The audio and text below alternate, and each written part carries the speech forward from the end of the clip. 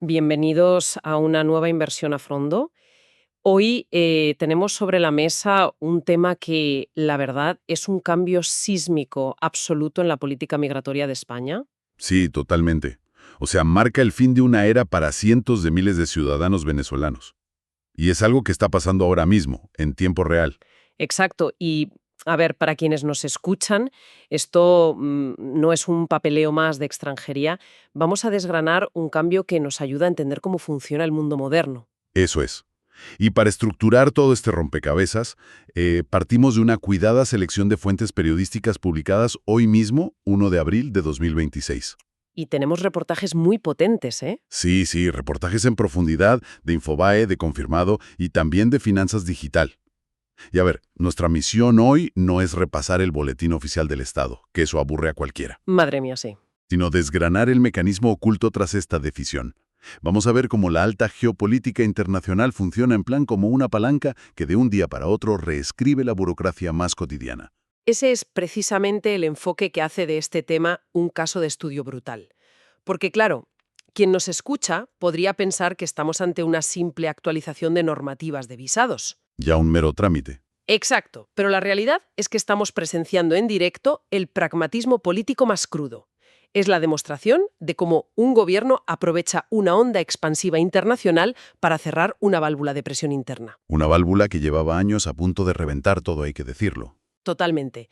Vale, vamos a desgranar esto. Para entender la magnitud del cierre previsto para este 30 de junio de 2026, hay que retroceder un momento y definir qué era exactamente esta vía express. Pues mira, hay que situarse en 2018. En aquel momento la crisis institucional y económica en Venezuela empujó a millones de personas a salir del país. Claro, un éxodo masivo. Y España se encontró con un vacío legal importante. Estas personas que llegaban a aeropuertos como Barajas no encajaban técnicamente en la definición estricta de refugiado político de la Convención de Ginebra. Porque esa convención exige pruebas muy concretas, ¿no? Claro, exige pruebas documentadas de una persecución letal e individualizada. No vale con decir que tu país está en crisis. Ya entiendo. Sin embargo, el Estado español reconocía que el colapso del país de origen hacía inviable devolverlos. Claro, el famoso problema de las devoluciones en caliente. A ver, para dar un poco de contexto técnico a la audiencia, una devolución en caliente es cuando las autoridades fronterizas expulsan a una persona de manera inmediata. Nada más pisar el aeropuerto prácticamente. Eso es, sin darle la oportunidad de que un abogado evalúe si tiene derecho a pedir protección internacional. Y aplicar eso a los ciudadanos venezolanos en 2018 suponía una violación flagrante de los acuerdos de derechos humanos. Internacionalmente se había declarado una crisis humanitaria severa. Ese es el núcleo del asunto. Ante la imposibilidad legal y moral de subirlos a un avión de vuelta a Caracas, España diseñó una tirita legal. Una tirita que ha durado años. Exacto. La autorización de residencia por razones humanitarias. Y, o sea, era una regularización casi automática. Que no te daba el estatus de refugiado completo, pero te salvaba. Sí, funcionaba como una red de seguridad perfecta. Evitaba la expulsión y además abría la puerta para que esa persona pudiera trabajar legalmente, cotizar a la seguridad social y con el tiempo tramitar la nacionalidad española. ¡Qué fuerte! ¿Y de cuánta gente estamos hablando desde que empezó esto? Pues desde su implementación esta vía ha otorgado estatus legal a unas 240.000 personas. Ostras, es decir, el equivalente a regularizar a toda la población de una ciudad como A Coruña o Vitoria, a través de un único canal excepcional. Tela, ¿eh? Es de locos. Y la estadística de 2025 que dábamos en la introducción es la que realmente ilustra la anomalía del sistema. Sí, sí, las cifras de 2025 son demoledoras. O sea, de las 49.473 autorizaciones por razones humanitarias concedidas en todo el país el año pasado, 49.178 fueron para pasaportes venezolanos. Son un monopolio absoluto. Un 99,4% sobre una figura legal diseñada para emergencias globales. Es que el volumen de tramitación llegó a un punto en el que la excepción se convirtió en la norma totalmente. A ver si buscamos una imagen visual para que la audiencia entienda cómo operaba esto en la práctica. Es como si en un gran aeropuerto internacional que está súper colapsado, las autoridades hubieran abierto un carril VIP. Un fast pass, de esos de los parques de atracciones. Exacto, un acceso rápido, pero creado exclusivamente para los pasajeros de un único vuelo, que llevaba años declarando un estado de emergencia ininterrumpido. Y ese carril les permitía esquivar la aduana estándar, que ya sabemos que es lentísima y está llena de requisitos. Claro, y acceder directamente a la cinta de equipajes y salir por la puerta con sus papeles en regla. Pues bien, lo que las fuentes publican hoy es que ese carril rápido se precinta definitivamente el próximo 30 de junio. Y la clausura de ese carril rápido nos obliga inevitablemente a analizar el detonante.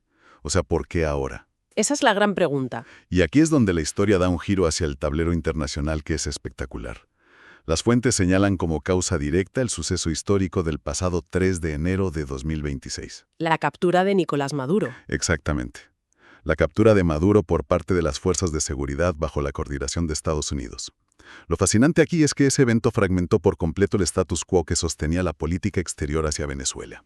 Claro, porque la onda expansiva de esa captura generó una transición inmediata en Caracas. O sea, Delcy Rodríguez, que venía ejerciendo la vicepresidencia, asume el poder y mete la directa para cambiar la imagen del país.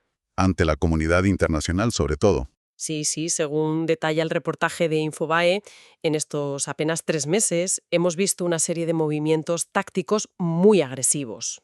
Liberación de opositores históricos, por ejemplo. Salida de prisión de activistas y periodistas, purgas fulminantes de altos mandos del chavismo y hasta el desmantelamiento de ciertos organismos de inteligencia del Ejecutivo anterior. O sea, movimientos que tienen un objetivo claro y único, que es la normalización de las relaciones con Washington y el levantamiento de las sanciones económicas.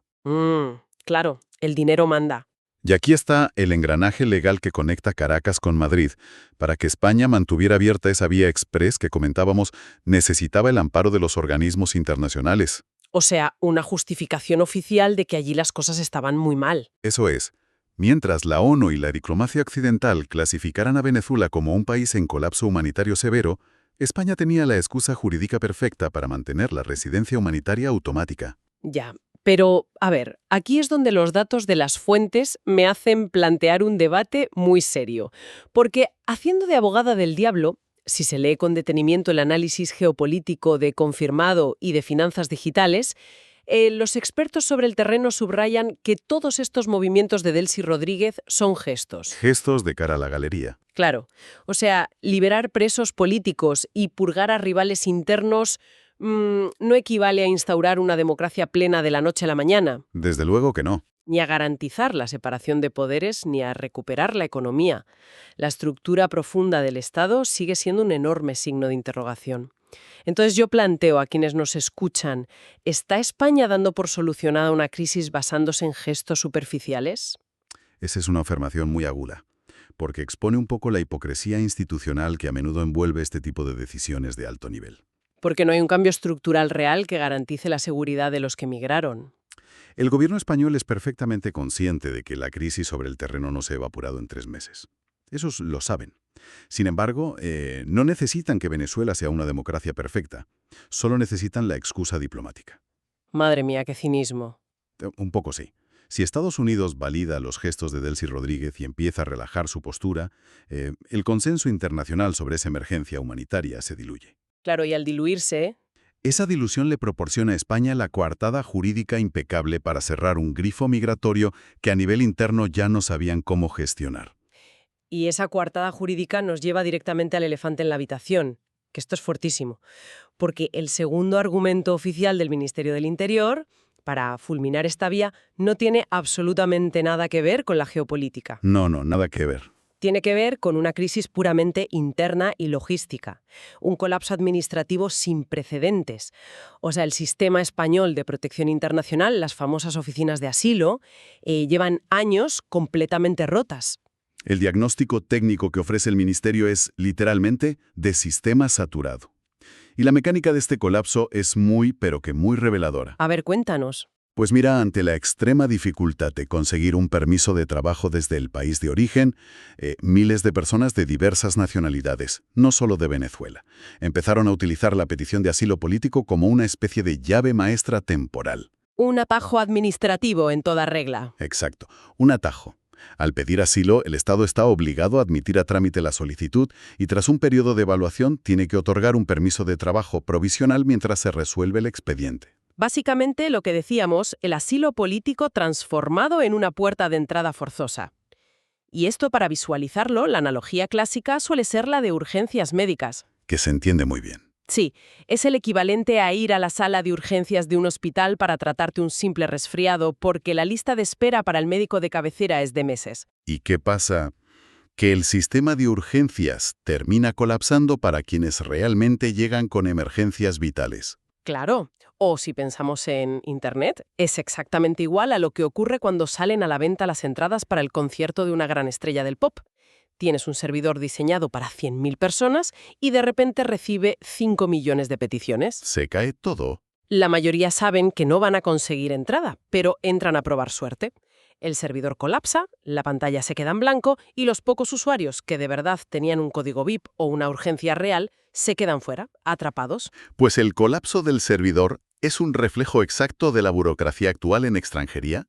¡Qué panorama! Cuando miles de expedientes entran en un sistema diseñado para casos súper excepcionales, los funcionarios se ven sepultados en montañas de papel. No dan abasto. Y las verdaderas solicitudes de protección internacional, o sea, personas cuya vida corre peligro inminente, activistas amenazados de muerte, entran en ese mismo cuello de botella, y sus resoluciones se retrasan años.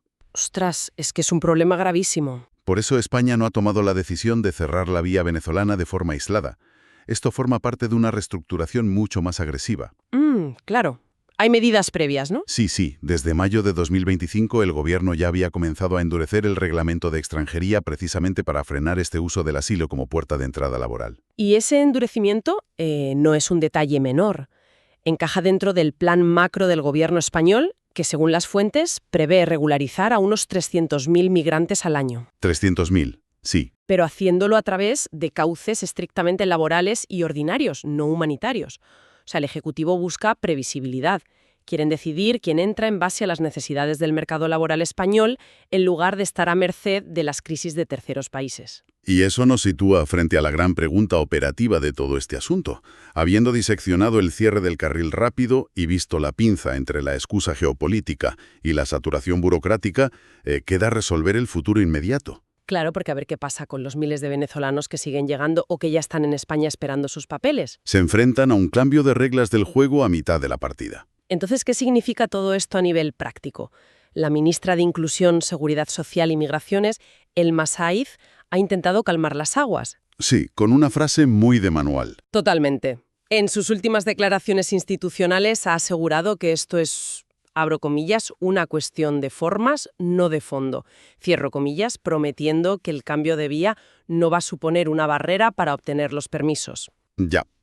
Pero bajando esa retórica política al plano terrenal de la ventanilla de extranjería, que es lo que importa, el mapa de ruta cambia drásticamente. Ya te digo. Y se divide en dos fases muy claras a partir de ahora. La primera fase es el puente hacia la nueva normativa. Vale, ¿en qué consiste ese puente? Pues el gobierno va a habilitar de forma inminente un proceso de regularización extraordinaria. Y esto es fundamental, que la audiencia retenga los datos para comprender el impacto real. Venga, vamos con los requisitos exactos, que esto es súper útil. Esta vía transitoria exige el cumplimiento estricto de dos requisitos formales. El primero, el solicitante debe poder acreditar documentalmente que ya residía en España durante al menos 5 meses antes del 31 de diciembre de 2025. O sea, 5 meses de residencia previa demostrable. Exacto. El empadronamiento o cualquier registro público será la clave probatoria aquí. Y el segundo requisito, que es totalmente inflexible, es carecer de antecedentes penales. Vale, tiene todo el sentido. ¿Y cuál es el premio si cumples estas dos cosas? Quien logre pasar ese filtro documental obtendrá una autorización inicial de residencia y trabajo válida por 1 año. O sea que es una solución de continuidad, un salvavidas temporal para evitar que cientos de miles de personas caigan de golpe en la irregularidad. Lo cual sería un desastre recaudatorio para la propia seguridad social española, no nos engañemos. Claro, el Estado también protege sus intereses. Pero la verdadera transformación de la que hablábamos llega en la segunda fase. Porque una vez acabe este proceso extraordinario y pase el 30 de junio, esa vía desaparece. Desaparece por completo. Y todo el mundo entra en el embudo del procedimiento ordinario de la ley de extranjería. Y ahí el procedimiento ordinario pivotará casi en exclusiva sobre una figura jurídica que, según la ministra, está dando tan buenos resultados, que es el arraigo. El famoso arraigo. Que es la gran apuesta del nuevo reglamento. El arraigo cambia el centro de gravedad de todo el proceso migratorio. Ya no importa de qué país vienes o si tu gobierno es autoritario, lo que la ley evalúa ahora es tu grado de inserción demostrable en el tejido social y económico español. Pues vamos a desgranar estas vías de arraigo porque van a ser el nuevo estándar, sí o sí. Existen 3 grandes vías que van a dominar el panorama. A ver, el arraigo social exige, por norma general, demostrar 3 años de permanencia en España, contar con un contrato de trabajo garantizado y probar vínculos familiares o presentar un informe de integración. 3 años que se dice pronto, ¿eh? Sí, aguantar 3 años sin papeles es tela. Luego está el arraigo laboral, que requiere demostrar al menos 2 años de residencia y haber tenido relaciones laborales previas. Incluso si fueron irregulares en algunos contextos muy específicos marcados por los jueces. ¡Ostras, qué interesante! Y finalmente tenemos el arraigo para la formación. Esta es una figura más reciente que permite regularizar a quienes se comprometen a estudiar y formarse en sectores donde España tiene un déficit crítico de trabajadores. Exactamente. El objetivo final de trasladar todo el peso a este sistema de arraigo es que el Estado recupere el control de los flujos migratorios. Ya no quieren sorpresas. Dejas de procesar expedientes masivos basados en crisis internacionales incontrolables y pasas a procesar trabajadores puros y duros. ¿Y qué pasa con las verdaderas peticiones por razones humanitarias? ¿Desaparecen? No desaparecer, del Código Civil no desaparecen. Pero según adelantan fuentes internas de la Administración, los criterios de concesión van a ser sometidos a un escrutinio feroz a partir de ahora. Se va a mirar con lupa cada papel. A partir de 2026, conseguir una residencia por vía humanitaria quedará restringido en la práctica a casos de extrema vulnerabilidad médica o situaciones donde la integridad física corra un peligro inminente y muy bien documentado. Madre mía, el contraste es monumental. Hemos pasado de un sistema que aprobaba casi 50.000 expedientes al año, basándose prácticamente en el color de un pasaporte, a un modelo de fiscalización individualizada. Donde cada solicitante tendrá que demostrar su utilidad económica o sus lazos sociales. Pues para hacer una síntesis ágil de toda esta inmersión y amarrar los hilos, la fotografía completa que nos dejan las fuentes de hoy es fascinante por su complejidad. Desde luego el trayecto que hemos trazado muestra una cadena de causalidad perfecta. Totalmente. Todo comienza con un evento geopolítico masivo, una alteración del orden de poder en Caracas a principios de año con la captura de Maduro. Esa alteración provoca unos gestos diplomáticos de Delcy Rodríguez hacia Washington que a su vez modifican la percepción internacional del conflicto. Y al final de esa larguísima cadena, como si fueran piezas de dominó cayendo, encontramos a un gobierno europeo que aprovecha esa leve brisa diplomática para justificar el cierre de un sistema de asilo interno. Un sistema que llevaba años colapsado. Exacto, sustituyendo así una política de refugio excepcional por una integración formal a través de las leyes ordinarias de arraigo en España. Ni yo creo que esto subraya por qué importa para quien nos escucha, sea o no migrante, porque demuestra que las políticas de excepción rara vez duran para siempre. ¡Qué gran verdad! Y que los cuellos de botella burocráticos acaban forzando rediseños completos de todo el sistema legal. Pues me parece una conclusión perfecta, pero quiero despedir esta inmersión dejando un pensamiento provocativo flotando para la audiencia. A ver, sorpréndenos. Solemos percibir las leyes, los reglamentos y nuestros propios derechos civiles como estructuras inamovibles, ¿verdad? Como pilares permanentes sobre los que construimos nuestro día a día. Damos por sentado que siempre van a estar ahí. Exacto. Pero vistos a través del prisma de la geopolítica moderna, cabe preguntarse: si un solo suceso geopolítico inesperado en enero pudo desmantelar en pocos meses una política migratoria europea que llevaba 6 años en pie, ¿cuántas otras leyes o normativas que consideramos permanentes están en realidad colgando de un hilo, esperando a que caiga una sola pieza en el tablero internacional? Ostras, pues menudo panorama para pensarlo, ¿eh? Ahí queda la reflexión para que quienes nos escuchan sigan tirando del hilo por su cuenta. Hasta el próximo análisis a fondo. Un saludo.